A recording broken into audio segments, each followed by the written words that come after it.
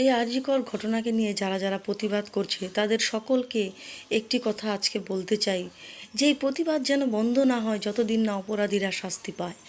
আর এই প্রতিবাদের সুর শুধুমাত্র যেন এখানে গিয়েই থেমে না থাকে, এই ঘটনার সাথে যেই অপরাধীরা জড়িত শুধুমাত্র সেখানে গিয়েই যাতে থেমে না থাকে।